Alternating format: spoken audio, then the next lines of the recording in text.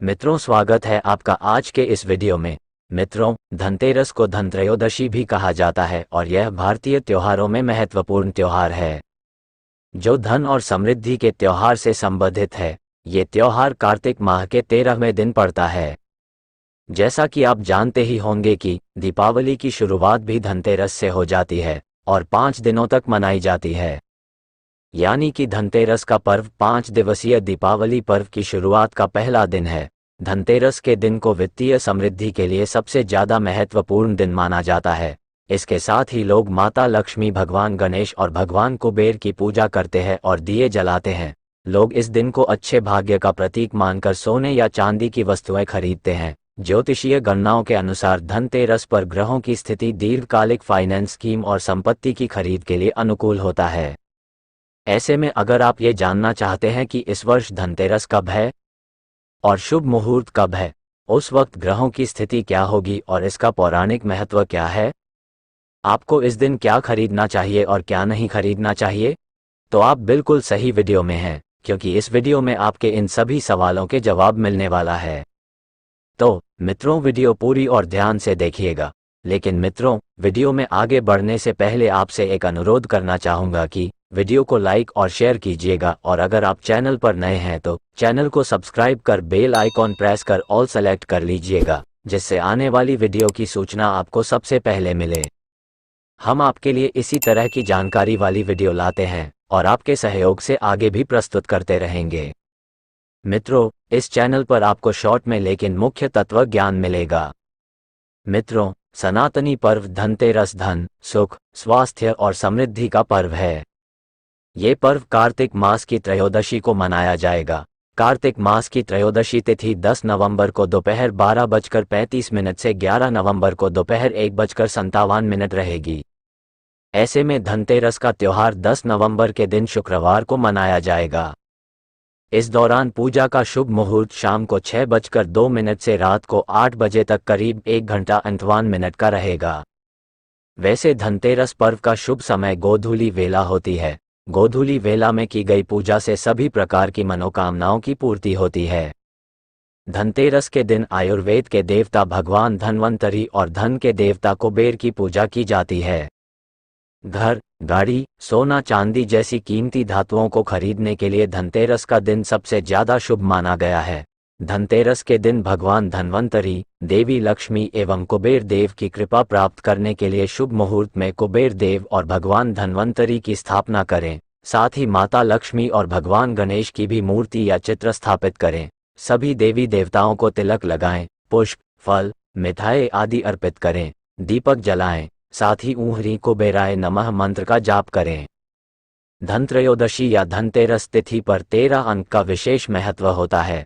एक ऐसी मान्यता भी है कि इस दिन खरीदी गई चीज 13 गुना फल देती है और इस दिन शुरू किया गया काम 13 गुना सफलता दिलाता है। शास्त्रों में वर्णित कथाओं के अनुसार समुद्र मंथन के दौरान भगवान धन्वंतरी हाथों में अमृत कलश लेकर प्रकट हुए थे। जिस तिथि को भगवान धन्वंतरी समुद्र से निकले वह कार्तिक मास के कृष्ण पक्ष की त्रयोदशी तिथि थी। भगवान धन्वंतरी समुद्र से कलश लेकर प्रकट हुए थे, इसलिए इस अवसर पर बर्तन खरीदने की परंपरा चली आ रही है। भगवान धन्वंतरी को विष्णु भगवान का अंश माना जाता है और इन्होंने ही पूरी दुनिया में चिकित्सा विज्ञान का प्रचार और प्रसार किया। भगवान धन्वंतरी के बाद माता लक्ष्मी 2 दिन बाद समुद्र से निकली थी, इसलिए उस दिन दीपावली का पर्व मनाया जाता है। इनकी पूजा अर्चना करने से आरोग्य सुख की प्राप्ति होती है। भगवान धन्वंतरी के अलावा इस दिन माता लक्ष्मी, धन के देवता कुबेर और मृत्यु के देवता यमराज की भी पूजा की जाती है। इस दिन दीपावली का पर्व शुरू हो जाता है और इस दिन सोना चांदी या नए बर्तन खरीदना बहुत शुभ माना जाता है। आइए जानते हैं धनतेरस क्यों मनाया जाता है और इसकी कहानी क्या है। भारतीय संस्कृति में स्वास्थ्य को ही सबसे बड़ा धन माना गया है और इस दिन को राष्ट्रीय आयुर्वेद दिवस के रूप में भी मनाया जाता है। मान्यता है कि भगवान धन्वंतरी को भगवान विष्णु का अंश माना जाता है और इन्होंने ही संसार में चिकित्सा विज्ञान का प्रचार और प्रसार किया। इस दिन घर के द्वार पर 13 दीपक जलाए जाने की प्रथा है। धनतेरस 2 शब्दों से मिलकर बना है, पहला धन और दूसरा तेरस, जिसका अर्थ होता है धन का 13 गुना। भगवान धन्वंतरी के प्रकट होने के कारण इस दिन को वैद्य समाज धन्वंतरी जयंती के रूप में भी मानते हैं। और धनतेरस की पौराणिक कथा ये है कि एक बार मृत्यु के देवता यमराज ने यमदूतों से प्रश्न किया कि क्या कभी जीवों के प्राण लेने में तुमको कभी किसी पर दया आती है।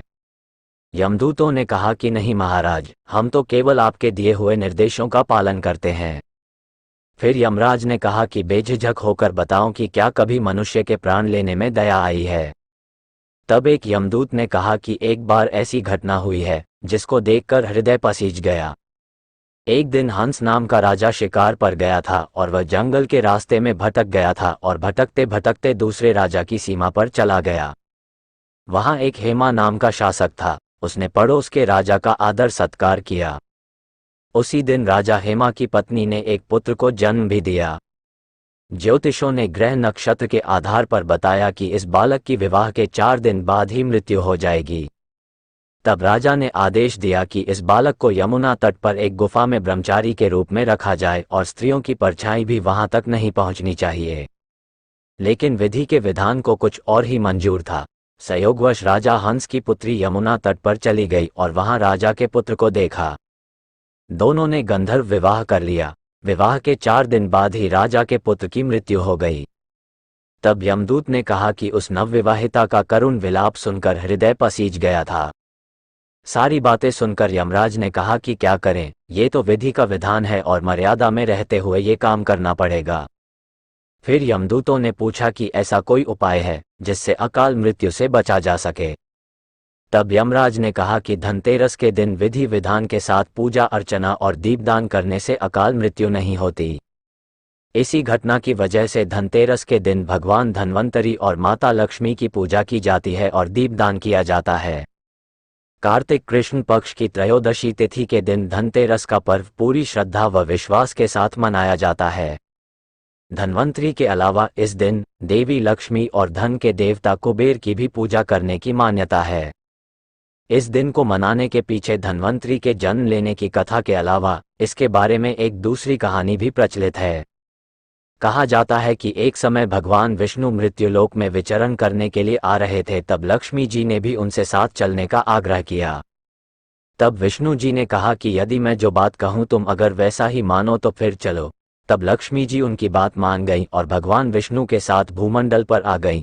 कुछ देर बाद एक जगह पर पहुंचकर भगवान विष्णु ने लक्ष्मी जी से कहा कि जब तक मैं न आऊं तुम यहाँ ठहरो, मैं दक्षिण दिशा की ओर जा रहा हूं, तुम उधर मत आना। विष्णु जी के जाने पर लक्ष्मी के मन में कौतूहल जागा कि आखिर दक्षिण दिशा में ऐसा क्या रहस्य है जो मुझे मना किया गया है, और भगवान स्वयं चले गए।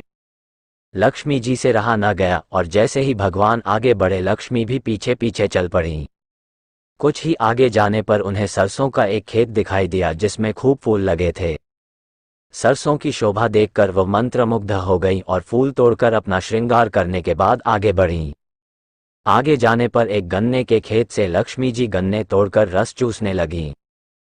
उसी क्षण विष्णु जी आए और ये देख लक्ष्मी जी पर नाराज होकर उन्हें शाप दे दिया कि मैंने तुम्हें इधर आने को मना किया था, पर तुम न मानी और किसान की चोरी का अपराध कर बैठी।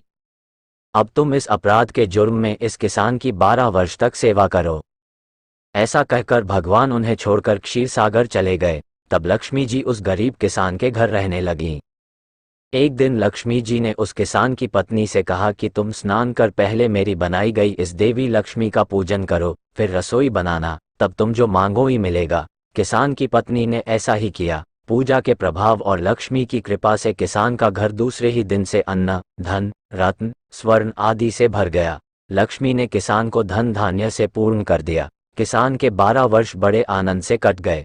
फिर 12 वर्ष के बाद लक्ष्मी जी जाने के लिए तैयार हुई। एक दिन लक्ष्मी जी ने उस किसान की पत्नी से कहा कि तुम स्नान कर पहले मेरी बनाई गई इस देवी लक्ष्मी का पूजन करो, फिर रसोई बनाना, तब तुम जो मांगो ही मिलेगा। किसान की पत्नी ने ऐसा ही किया। पूजा के प्रभाव और लक्ष्मी की कृपा से किसान का घर दूसरे ही दिन से अन्न, धन, रत्न, स्वर्ण आदि से भर गया। लक्ष्मी ने किसान को धन धान्य से पूर्ण कर दिया। किसान के 12 वर्ष बड़े आनंद से कट गए। फिर 12 वर्ष के बाद लक्ष्मी जी जाने के लिए तैयार हुईं। विष्णु जी लक्ष्मी जी को लेने आए तो किसान ने उन्हें भेजने से इनकार कर दिया। तब भगवान ने किसान से कहा कि इन्हें कौन जाने देता है, ये तो चंचला है, कहीं नहीं ठहरती। इनको बड़े बड़े नहीं रोक सके। इनको मेरा शाप था, इसलिए 12 वर्ष से तुम्हारी सेवा कर रही थी। तुम्हारी 12 वर्ष सेवा का समय पूरा हो चुका है। किसान हठपूर्वक बोला कि नहीं, अब मैं लक्ष्मी जी को नहीं जाने दूंगा। तब लक्ष्मी जी ने कहा कि हे किसान, तुम मुझे रोकना चाहते हो तो जो मैं कहूं वैसा करो। कल तेरस है, तुम कल घर को लीप पोत कर स्वच्छ करना, रात्रि में घी का दीपक जलाकर रखना और सायंकाल मेरा पूजन करना और एक तांबे के कलश में रुपए भरकर मेरे लिए रखना। मैं उस कलश में निवास करूंगी, किंतु पूजा के समय मैं तुम्हें दिखाई नहीं दूंगी। इस एक दिन की पूजा से वर्ष भर मैं तुम्हारे घर से नहीं जाऊंगी।